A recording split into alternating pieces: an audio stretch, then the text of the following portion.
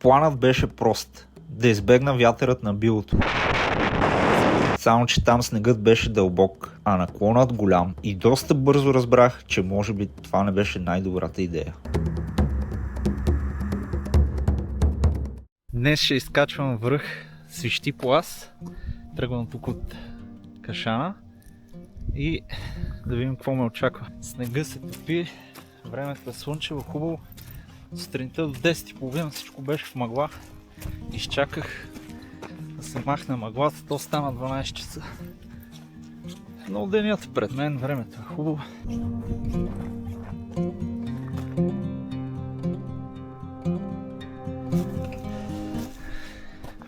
Пролетта идва.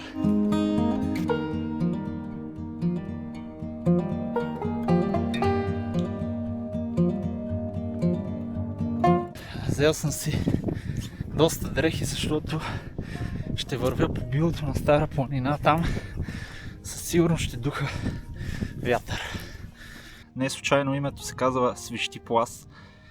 Това произлиза от силните ветрове, които има тук. Сутринта имаше още в самото село долу до Шанци много мъгла, нищо не се виждаше, пък към планината като погледнеш абсолютно нищо. И затова реших да изчакам така да се махне мъглата, защото все пак сам тръгвам, не съм с други хора.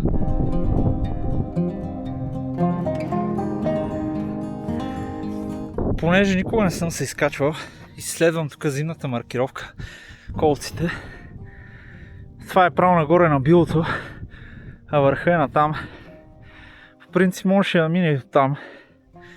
Както казах, не съм се изкачвал. Сега ще погледна, ако снегът се е стопил, ще подкося, защото горе на билото ще духа много вятър. И няма смисъл през целия път да ме духа вятър. Когато вече зимата си е сериозна, не е началото на пролета, има много сняг, е по-добре да се мине право нагоре. Защото тук, ако е замръзнал снега, човек се парзали и отива направо долу. Но в момента, както казах, снега се е стопил, почти няма сняг, само на места и той е много мек, направо ти потъват краката. Така че няма такава опасност, тъй като е на места по 2-3 метра сняг.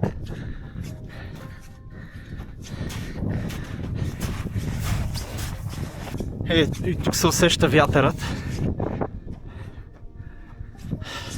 А пък горе на билото ще е доста по-силен. Затова няма смисъл да се качвам. Аз сега тук се спускам надолу и после трябва пак да се изкачвам. И съм натам. Тук вече съм на открито, няма какво ме опазва. И вятъра започна. GPS-а ми го показва около 2 часа преход. Това е с нормално темпо, без да бързаш. Аз не мисля да си давам зор, лекичка. Така лека по лека. Пък да видим. Ако стигна по-бързо, ако стигна по-бавно. Изобщо не бързам днес. Въпреки приятното слънце и ясното време, от север духа леден вятър и реши да си сложа блузата. И без това в раницата имам още една тениска и още една блуза, така че по-добре се обличам. Пък ако стане много жега, пак ще се обличам и така. За няма и 30 на минути ходене вече ми се откриха панорамни гледки. Без да газа в сняг, без да се изморявам кой знае колко.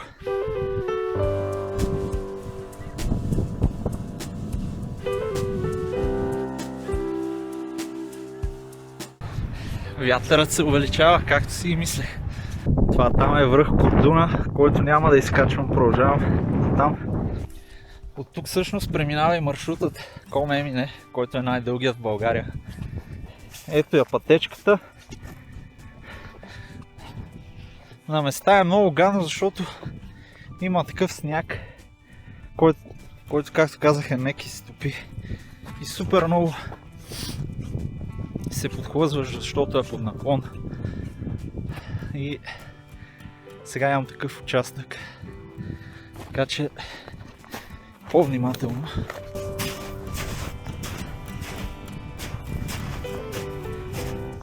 В ранна зима и в заледен сняг от тук не бих преминал по никакъв случай, особено както сега без екипировка и котки и така нататък, защото надолу направо е пропаст.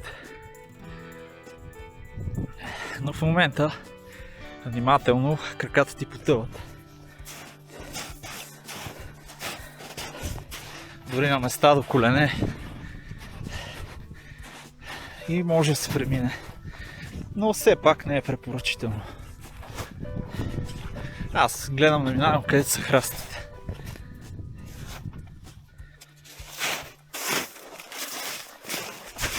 Успешно преминах снега и продължавам напред. Е, там има ни кончета. Здрасти! Няма да те закачам, спокойно. Е, там има още.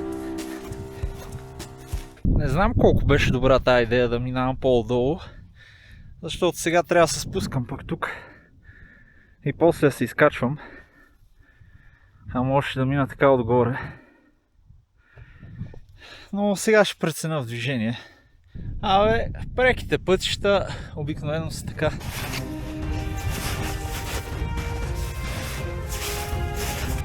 Си бях минал отгоре по зимната пътека.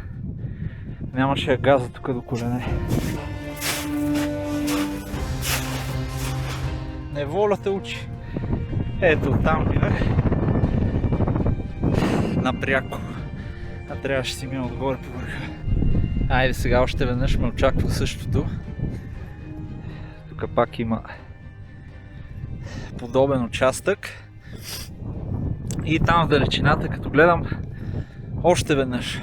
Най-много фалове стават, когато човек започне да върви на автопилот и не е съзнателен, когато се отпусне. Ако се подхлъзне, няма време за реакция и пада надолу, а тук си е пропаст.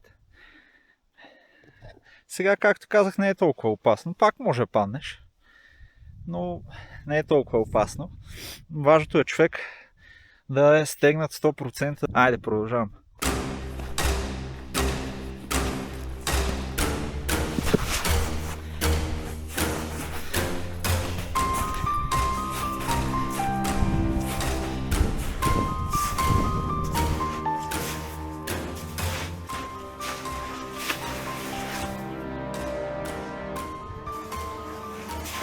Така като затъваш до колене, поне няма шанс да паднеш надолу.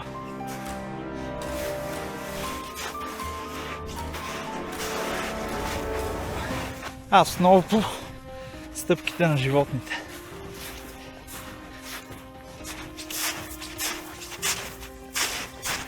Но това си е маршрут за лятото, а не сега зимата, въпреки че сме март. Още е рано да се минава от тук. И общо взето се гази до коленете в сняг. Така че по-добре по билото отгоре. Хапвам един банан сега, да имам силички тук преди последния напън.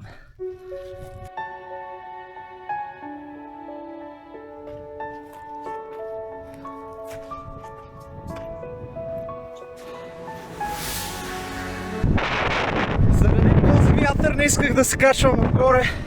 Обличам се, продължавам.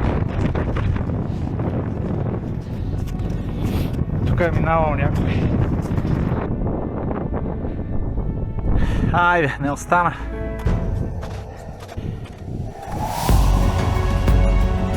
Айде, слънцето е с мен. Води ме нагоре.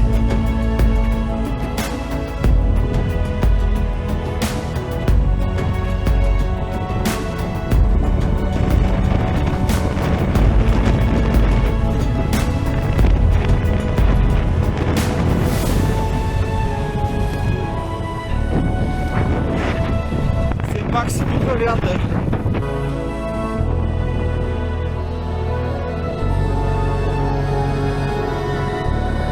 Сега ще снимам от другата страна.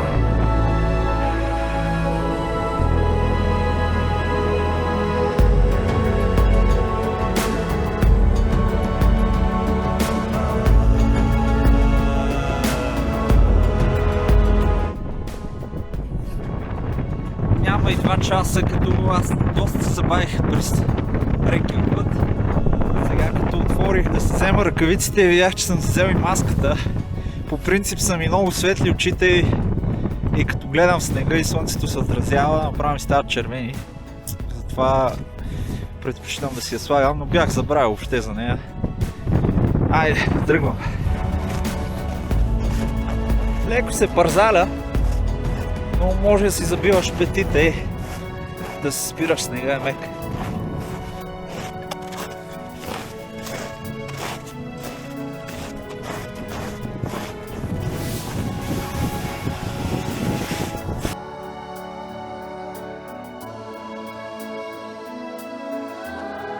Е, така по-навътре минавам, да няма козирка там на ръба.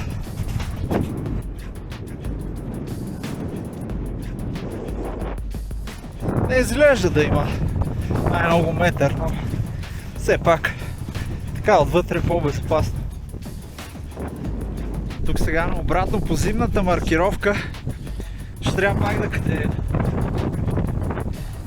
връх Кордуна, но поне пък няма да газа до колене в сняг. Айде. От тук вече само надолу.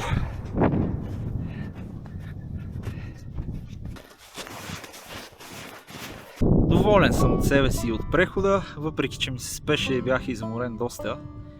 Успях така да си направя една много хубава приятна разходка. Сега пак се изморих. Така хубаво, отивам сега да си почивам вкъщи и приключваме с тази гледка.